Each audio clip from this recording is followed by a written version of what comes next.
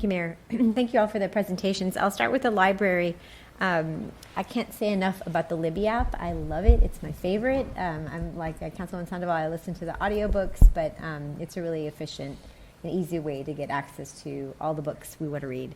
So thank you for that option. Are there funds included to grow our ebook circulation, or is that part of the 6.7 million? Part of the $1.5 million. Oh, 1.5. Okay. Which will increase the library's budget by 30%, book budget. Okay. So I was thinking it was under books and materials, but is that part of it, maybe?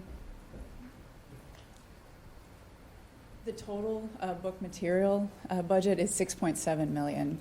So Okay. we increased it from 5.2 million Okay. to 6.7 million in 2023. So is the ebook, is that the 1.5 that you're talking about? Okay. Yes. Fantastic.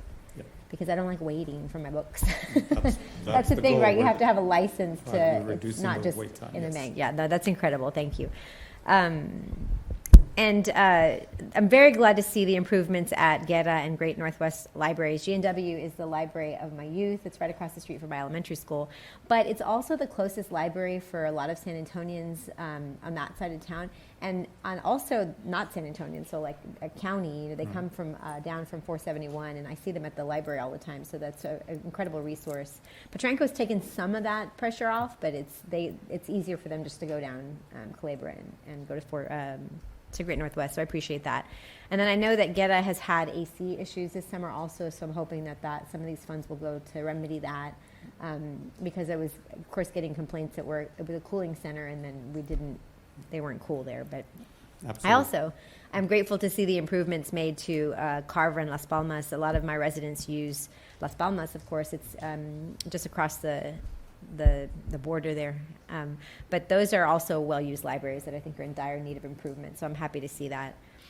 The Edgewood community has been asking for a library and a senior center for a long time now. Is there any part of a plan that might include that area? It's right in between Districts 5 and 6. We've had some conversations regarding the West Side Educational Learning Center. Oh, the WETC. The WETC. That's the extent of the conversations in partnership with the Alamo Community College Great. District. Okay. For the future, as soon as the Alamo College District finishes out their project, there might be an opportunity for the library to have some presence there that hasn't been defined yet. Okay, there's a conversation conversations started. going Great, on, wonderful. Yeah. Okay, that's all I had for you, sir. Thank you. For NHS, are there any income assistance-based programs that we have for families that are just above the poverty level? Yes, many of even our home rehab programs goes up to 80% of the area Okay. median income, and most of our programs are up to that level. Our Okay. home ownership assistance goes up to 120% of the area median income. So we do help a diversity of families at several income levels. Okay. I'll take it offline, but I'd like to learn more about kind of what's the range, the income level at that. Yeah, absolutely. That we have to offer.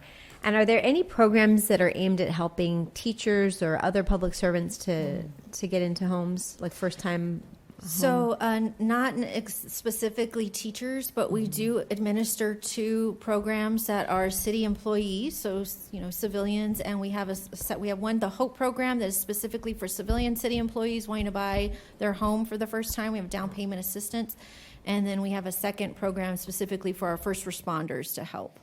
Is there a way we can extend that to include teachers? We can discuss what that could look. Yeah. I think We I'd do like- have our HIP 120, which is funded with federal dollars. So as long as they meet our income requirements, and we have one that goes up to 80% AMI and a separate one that goes up to 120%. So we can certainly do an outreach effort with teachers so that they're aware of that program. Okay, thank you. And that provides, down payment assistance up to $30,000. Okay, thank you. So I want to quickly thanks to Councilwoman Sandoval for bringing this next issue to my attention. But I understand that there's a backlog of homes that are in line for weatherization, but they can't move forward because those houses need repairs to get them to a place where they can be weatherized.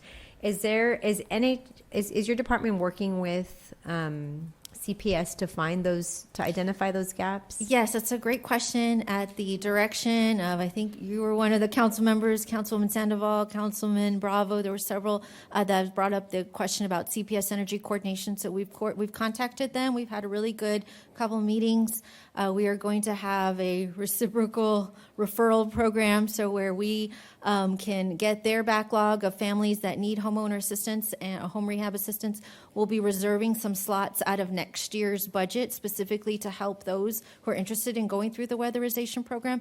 And then on our end, as we rehab the homes, we'll refer them to the CPS Energy. That'll help stretch our budget further so that CPS can take care of the weatherization, smart thermostats, that kind of thing. So we'll have an exchange. So I understand there's already 20,000 homes that qualified for the weatherization, but couldn't get the weatherization because they're of the home repair. So, I mean, you have a place to start already, Yes. right? There's a long list It's a long to work list. with. Okay. Yes. I also think that, the Casa Verde program could help there. We could all work towards that common goal. Okay, I think that's thank all for you. Thank you, ma'am. And for Mel, can you talk a little bit about where foster youth are helped through Human Services, or is it under our delegate agencies in this budget? It's, several places. So first, our Next Level program, which is designed for opportunity youth who are not working and not in school. A number of them are foster youth. We also have a homelessness grant from the state of Texas that allows us to provide housing and other opportunities for youth who come forward and are experiencing or near experiencing homeless. Again, there's a number of them that are foster youth, have aged out of the system. Are you actively seeking the foster youth, or is it just that they happen to know I about think the it's a program? little of both. We get a lot Okay. of referrals from the police department. We get a lot of referrals from the municipal courts, Judge Ablato, and we work with her quite a bit and to identify those kids. And then Maria, I think you wants to talk about ARPA, or I can. Of course, yeah. So, and then also the ARPA process through the youth funding that's in the under the Economic Workforce Development Committee will include funding, I think, $2.4 million for foster youth. And in mental health also, there'll be opportunities Yeah, there. wonderful. I'm glad to see a strong support for our foster youth, specifically children aging out of the system. But I also think that working with the other agencies you mentioned, and also working with our delegate agencies. I know Casa's here today, but there's plenty of Right, agencies that might refer to the next level. absolutely. It'll be a priority in the consolidated funding. So speaking of mental health, of course, there's a big conversation now happening for our ARPA dollars and towards mental health. And I think it's one of the silver linings that came out of the pandemic is that we're all really having this conversation about mental health. And as we went through the process and conversations about ARPA allocations for mental health, I think one thing became very clear, that we as a city need to continue to invest in our mental health services. I just want to make a brief comment about our first responders, public health officers, teachers, children, seniors, special needs. A lot of other people are needing mental health assistance, and you've heard me say a lot of times that there's no boundaries in real life. But I mean, part of that is that we're all so closely connected. That includes looking into how we can supplement federal and state mental health assistance. So I look forward to continuing the conversation. Thank you. Mayor, one point I just wanted to put on the council's radar screen. Councilwoman Havrda was talking about access to libraries from more than just residents of San Antonio. We have an agreement, an interlocal agreement with the county, and that expires in 23. So we'll be negotiating a new interlocal agreement with the county. They pay us $2.5 million a year for access of others, and so that'll be an issue that we will be negotiating next year with the county for a new 5-year agreement.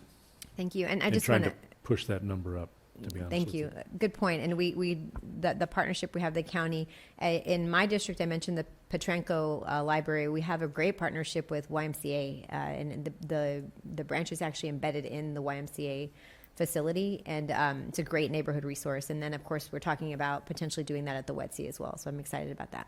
Thank you, Mayor. Thank you, Councilmember Cabello Havrda. Councilmember Mickey Rodriguez.